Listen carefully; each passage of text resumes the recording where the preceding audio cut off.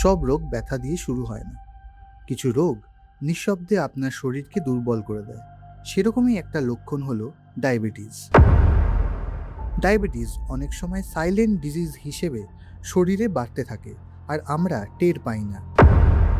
Diabetes এমন একটি অবস্থা যেখানে শরীর সঠিকভাবে রক্তে থাকা ব্লাড সুগার লেভেলস নিয়ন্ত্রণ করতে পারে না। শুরুর দিকে এর লক্ষণগুলো খুব সাধারণ: বারবার গলা শুকনো হওয়া অর্থাৎ পিপাসা লাগা, ঘন ঘন প্রস্রাব, রাতে ঘুম থেকে উঠেও অস্বাভাবিক ক্লান্তি, হঠাৎ ওজনে পরিবর্তন বা গায়ে যে কোনো ক্ষত অর্থাৎ উন্ড দেরিতে শুকনো। এবার বলি ডায়াবেটিস হলো কি সমস্যা। ব্লাড সুগার নিয়ন্ত্রণ না থাকলে চোখ, কিডনি, স্নায়ু এবং হার্টের ওপর মারাত্মক প্রভাব ফেলতে পারে। গুরুত্বপূর্ণ বিষয় হলো ডায়াবেটিস নিয়ন্ত্রণ রাখা সম্ভব।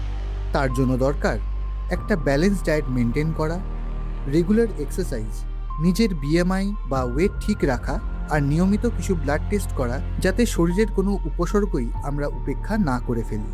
নিজেকে অবহেলা করবেন না, কারণ আপনি সুস্থ থাকলে আপনার পরিবারও থাকবে নিশ্চিন্ত। BIAHS, a Kalyan Wellness Initiative.